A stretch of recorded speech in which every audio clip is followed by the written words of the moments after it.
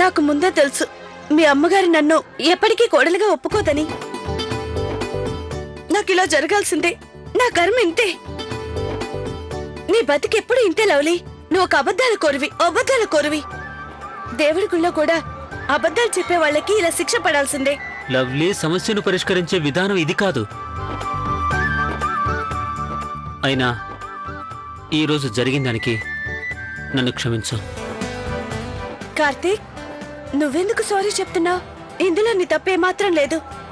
తప్పంతా నాదే. మీ అమ్మగారి దృష్టిలో ఇలా ఉండడానికి నేనే కారణం. కార్తీక్, ఇప్పుడేం చేద్దాం చెప్పవా? నేను మా అమ్మని ఒప్పించలేకపోయాను. మన కలలన్నీ చెదిరిపోయినాయి.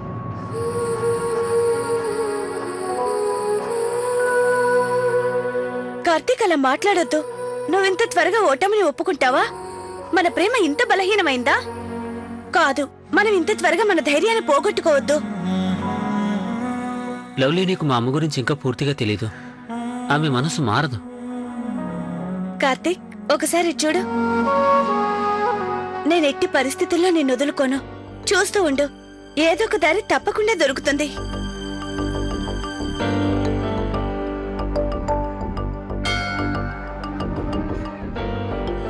ఇంత పెద్ద విషయం మాట్లాడేందుకు తనని కన్న తల్లిదండ్రుల్ని పంపకుండా తనే స్వయంగా వచ్చింది. నేను వెంటనే మీ అమ్మా నాన్నల్ని కలవాలి. వాళ్ళు గనక మన పెళ్లికి ఒప్పుకుంటే వాళ్లే మా అమ్మను ఒప్పిస్తారు. ఖచ్చితంగా. ఒకవేళ మీ అమ్మగారు మా ఇంటికొచ్చి మా అమ్మా నాన్న కలవాలనుకుంటే నేనేం చేయాలో నాకు బాగా తెలుసు. ఏం చేయాలో తెలుసంటే ఏం చేయబోతున్నావు? కార్తీక్, కంగారు పడకు. నేనేం చేసినా మనిద్దరికి మంచి జరిగేలా చేస్తాను. నువ్వే చూస్తావుగా, మీ అమ్మగారు నన్ను తప్పకుండా అంగీకరిస్తారు. లవ్లీ, నువ్వు మళ్ళీ ఎలాంటి అబద్ధపు నాటకాలు ఆడకు. కార్తీక్, నువ్వు నా మీద నమ్మకం పెట్టు. నాకు బాగా తెలుసు ఇలాంటప్పుడు ఏం చేయాలో. అంతా మంచే జరుగుతుంది.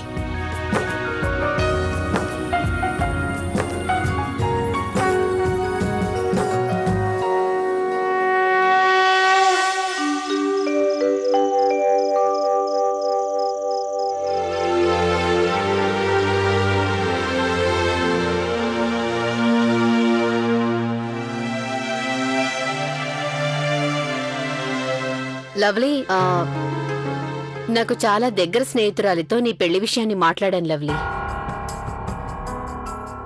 వాళ్ళు చాలా ధనవంతులు, అలాగే కుటుంబం చాలా గొప్పది. చూడు, నేను ఆ రోజే నీ ముందే మహేంద్ర వాళ్ళ అబ్బాయి రాహుల్తో లవ్లీ పెళ్లి గురించి మాట్లాడాను. వాళ్ళ మన సంబంధాన్ని అంగీకరించినట్లుగానే మాట్లాడారు. అయినా మళ్ళీ నువ్వు ఇలాంటివన్నీ. ఆ రోజు మాట్లాడారు, బానే ఉంది. మళ్ళీ ఆ ఊసే లేదు. మీరు ఈ విషయాన్ని ఇంకోసారి వాళ్ళని అడిగి ఉండాల్సింది. పోన్లేండి, ఇందులో మీ తప్పేం లేదు. మీరొక లీడర్, ఎప్పుడు బిజీగా ఉంటారు, నేను కూడా బిజీగానే ఉంటాను. అయినా కూడా నా కూతురి కోసం నేను మంచి సంబంధం వెతకాలి అనుకున్నాను, అలాగే వెతికాను కూడా. మీరు చేయాల్సిన పనిని నేను చేశాను. సరే, నేను ఆ విషయాన్ని మర్చిపోయాననుకో. ఒకవేళ నువ్వైనా ఆ విషయాన్ని గుర్తు చేయొచ్చు కదా. మీరు నాకు సూటిగా ఎందుకు చెప్పరు?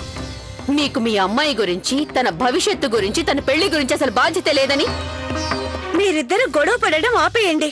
ఒకసారి నా మాట వినండి. నా పెళ్లి గురించి మీరు ఆందోళన పడాల్సిన అవసరం లేదు. ఎందుకంటే నేను ఒక అబ్బాయిని ప్రేమించాను.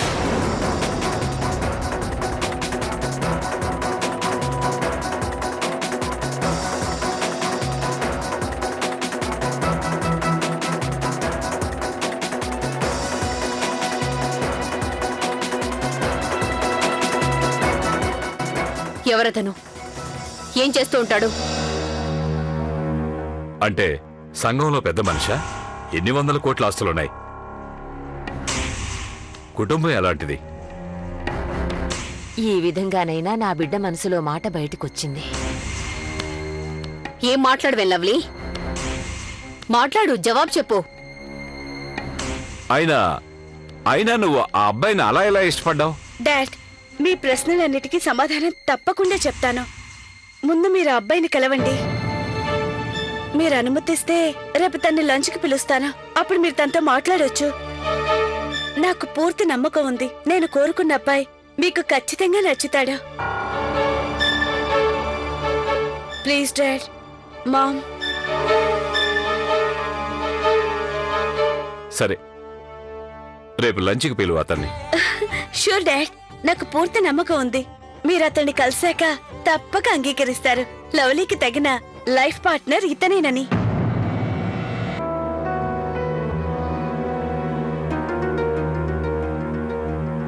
కార్తీక్ చిన్నన్న, మాకు కొత్త చిన్నమ్మను చూపిస్తావా? నాకు కూడా.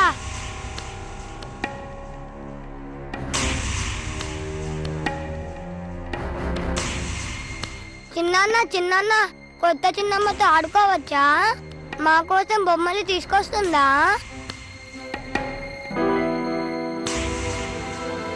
అరే ఆగండి, పిల్లలు అల్లరి చేయకుండా తినండి. కొత్త చిన్నమ్మ వచ్చాక అన్ని ఆవిడని అడిగి తెలుసుకుందరు గాని. ఇప్పుడు త్వరగా భోంచేయాలి, సరేనా?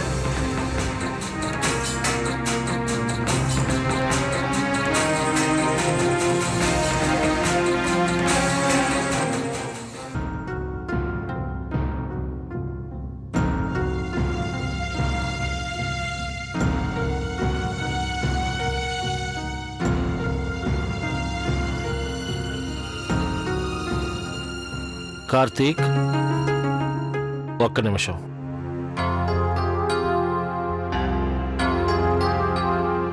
నన్న గుళ్ళో అసలు ఏం జరిగింది? మీ అమ్మ అంత కోపంగా వచ్చిందే? ఇక తను ఆ అమ్మాయిని వద్దు అని చెప్పాను అంది. చూడన్నా, నాకు జరిగింది జరిగినట్లుగా చెప్పు. నాకు చేతనైనంత సాయం తప్పకుండా చేస్తాను. నాన్నగారు, అది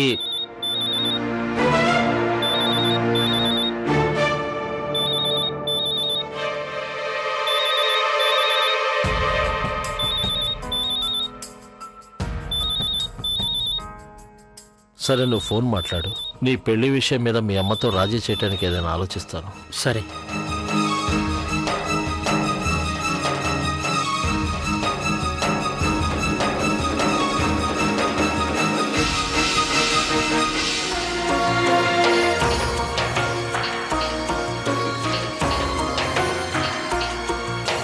హలో కార్తీక్, విను, నేనిక్కడ అన్ని ఏర్పాట్లు చేశాను. ఏర్పాట్లా?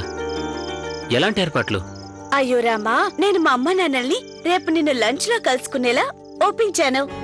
ఓ, సరిగ్గా నువ్వు రేపు 3 గంటలకి ఇంటికొచ్చేసేయ్. సరే, నువ్వు చెప్పినట్టే వస్తాను. ఇప్పుడు మీ అమ్మా నాన్నలకి నేను బాగా నచ్చాలని ఆ భగవంతుని మనస్ఫూర్తిగా ప్రార్థిస్తాను. అలాగే అవుతుంది, తప్పకుండా అలాగే అవుతుంది. ఈ లవ్లీ ఇష్టపడిన వ్యక్తిని ఎలా కాదంటారు చెప్పు? వాళ్ళకి బాగా తెలుసు లవ్లీ సెలెక్షన్ ఎప్పుడూ నెంబర్ 1 అని. అలాగే, నేను సరిగ్గా 3 గంటలకి మీ ఇంటికి వస్తాను. Okay, bye. Okay, bye.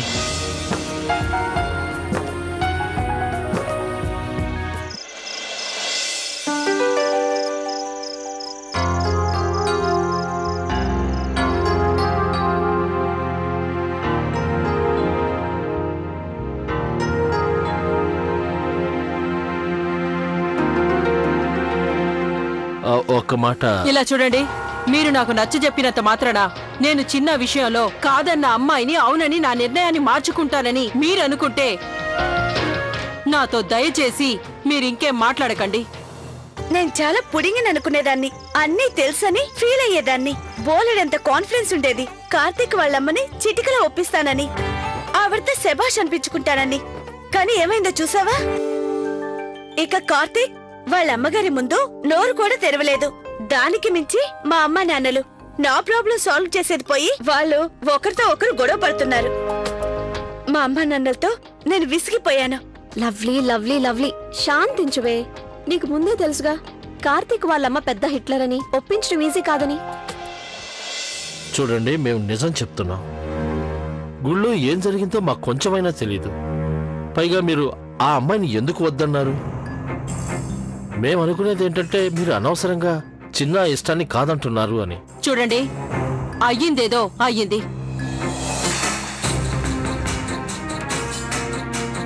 నాదొక మనవి, అక్కడేం జరిగిందో మీకు తెలియనప్పుడు మా నిర్ణయాన్ని మార్చుకోమనకండి. అది కాకుండా మేం చాలా ఆందోళనలో ఉన్నాం.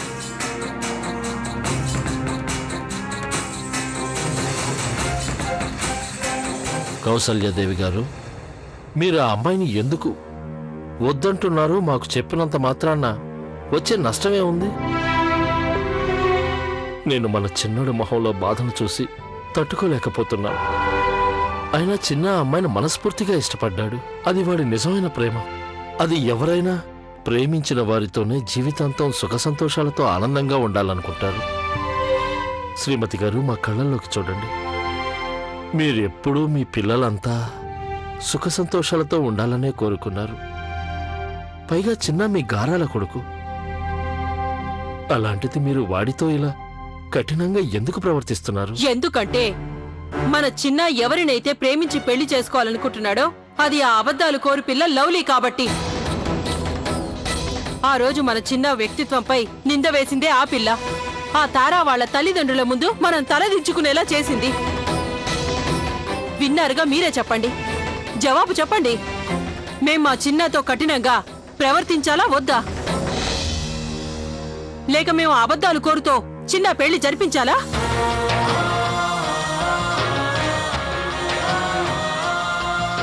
ఏది మంచికి జరగట్లేదు. ఏది కూడా. నా మనసు చెప్తుంది ఆ అబద్ధాల కోరు చాలా జిత్తుల మారి పిల్లని, మన చిన్న అమాయకత్వాన్ని పావుగా వాడుకుంటుంది. మీకొక విన్నపం. అదేంటంటే ఏదో ఒకటి చెప్పి మన చిన్నాని ఆ అమ్మాయితో కలిసేందుకు తీరిక ఉండనీయకుండా చేయండి. మేము ఎలాగైనా సరే చిన్నాకు ఆ పిల్ల మీదున్న మోజును వదిలించాలనుకుంటున్నాం.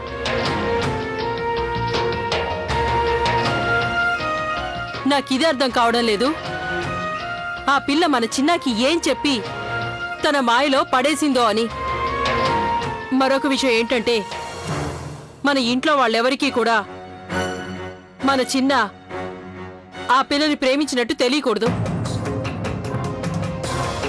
లేదంటే అందరూ కలిసి మన చిన్నాని ప్రశ్నలతో విసిగించి బాధ పెడతారు.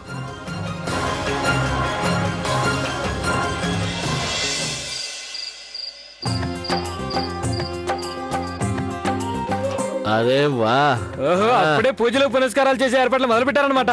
చూడండి అమ్మాయిలు, మీ అత్తగారు వచ్చే లోపు మీరన్నీ సక్రమంగా సవ్యంగా చేసి రెడీగా ఉంచండి. ఆవిడొచ్చి అన్ని పరీక్షించి నచ్చితే ఓకే. అలాగే మావయ్య గారు. ఈ సౌభాగ్య వ్రతం ఆడవాళ్లే ఎందుకు చేస్తారు? ప్రియా, మాంగళ్యం కలకాలం ఉండాలని భర్త దీర్ఘాయుషి కోసం భార్యలు చేసే వ్రతం అన్నమాట. నీకు తెలుసా తల్లి, ఈ వ్రతం వెనుక ఉన్న కథ ఏమిటి అనేది? కొన్ని వేల సంవత్సరాల పాటు విడివిడిగా ఉన్న తరువాత ఆ పరమేశ్వరుడు పార్వతీదేవిల కలయికకు గుర్తుగా, అది కూడా పార్వతీదేవి ఉపవాసం ఉంటూ కనీసం నీళ్లు కూడా తీసుకోకుండా సంవత్సరాల పాటు తపస్సు చేసింది. కథ విన్నావుగా, దాని అర్థం ఏంటంటే పార్వతీదేవికి తన ప్రాణనాథుడు పరమేశ్వరుడు దొరికినట్టుగా భర్తలు తమతో ఉండాలనే ఆశతో పెళ్లైన స్త్రీలందరూ ఈ వ్రతాన్ని చేస్తుంటారు. అర్థమైంది. కానీ అక్క, అసలు ఈ వ్రతం ఎలా చేస్తారు, ఏం చేస్తారు? ప్రియా, ఈ వ్రతం చేసే స్త్రీలు వ్రతం పూర్తయ్యేంత వరకు కనీసం ఒక చుక్క నీళ్లు కూడా తాగకూడదు. రేపు పూజ అయ్యేంత వరకు ముఖ్యంగా నీలాంటి వాళ్ళే చెయ్యాలి. What you mean no water? Yes, exactly. అరే, ఇది ఒక టెస్ట్ లాంటిది, భార్యకు భర్త మీద ప్రేమ ఎంత ఉందో తెలుసుకోవడానికి. అంతే కదా నాన్నగారు? రియల్లీ? అలాంటప్పుడు హస్బెండ్స్ కూడా ఇలాంటి వ్రతం ఉండాలి కదా. వాళ్ళు కూడా తమ భార్యల్ని ఎంతగా ప్రేమిస్తున్నారో తెలియాలి కదా. లేదు, అలాంటివేవి ఉండవు బాబు. ఇది నువ్వనుకునే విషయం కాదు. అమ్మాయి ప్రియా చాలా చక్కగా అడిగింది.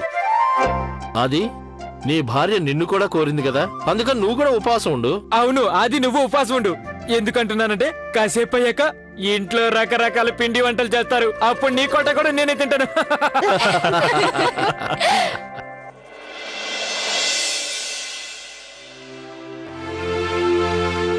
అమ్మాయి గౌరీ, పూజకి ఏర్పాట్లన్నీ చేశావా? చేశానత్తయ్య గారు. రేపటికి పాలు, పెరుగు, టెంకాయలు తెప్పించుకుంటే సరిపోతుంది. అలాగే. అమ్మాయి ప్రియా, నీ పెళ్లి తర్వాత ఇదే ఇంట్లో మొదటి పండుగ.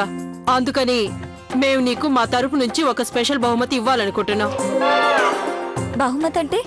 Gift gift. థ్యాంక్ యూ అత్తయ్య గారు. లేదు లేదు, అలాంటిదేం అక్కర్లేదు. ఇదంతా ఈ పండగలో భాగమే. అలాగే కాని ప్రియా, అసలు నీకు ఈ పండుగ గురించి ఏవైనా తెలుసా? అది మావయ్య గారు ఇప్పుడే కథ గురించి చెప్పారు. మంచిది. రేపు చాలా ఆనందంగా ఉంటుంది. పూజకు ముందు మన ఆడవాళ్ళందరం ఉపవాసం ఆచరిద్దాం. అమ్మాయి గౌరీ, ఇంకా మీనాక్షి, మీరు ఈ విషయంపై బాగా దృష్టి పెట్టండి. పార్వతీ అమ్మవారి విగ్రహాన్ని సరిగ్గా స్థాపించండి. ఆమెకు అలంకారం చాలా బాగుండాలి. అలాగే అత్తయ్య గారు. అమ్మాయి సిమ్రన్, నువ్వు మీ తోటి కోడల పనుల్లో సాయంగా ఉండు. అలాగే అత్తయ్య.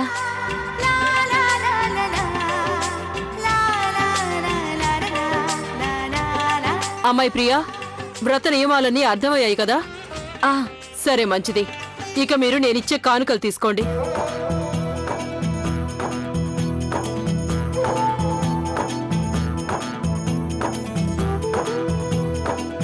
దీర్ఘ సుమంగళి భవ.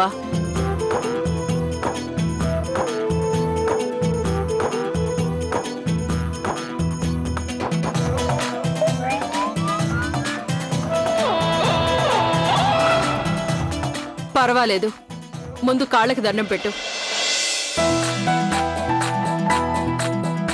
దీర్ఘ సుమంగళి భవ.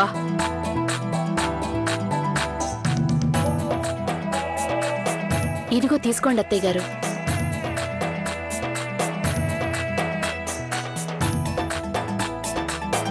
అమ్మాయి గౌరీ, ఇక మీరు మిగతా పనులన్నీ పూర్తి చేసి త్వరగా పడుకోండి. రేపు పొద్దున్నే లేవాలి కదా, చాలా పనులుంటాయి.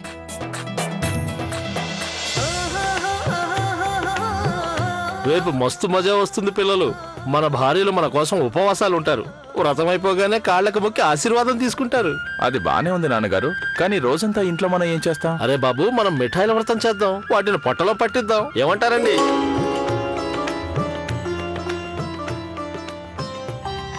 రేపు మిఠాయిలు మేము బాగా తినచ్చు కదా? అలాగే, రేపటి సంగతి రేపు చూద్దాం. ఇప్పుడే చెప్తున్నా, రేపు మీరు మమ్మల్ని మిఠాయిలు తినవకపోతే మీరు కాళ్ళు మొక్కినప్పుడు ఆశీర్వాదం ఏమో, అంతే. అది కరెక్ట్ నాన్నగారు. సరేనండి, కొంచెం తిందురుగానిలే. అయితే మేము కూడా కొంచెమే ఆశీర్వాదం ఇస్తాం. ఏమంటారు?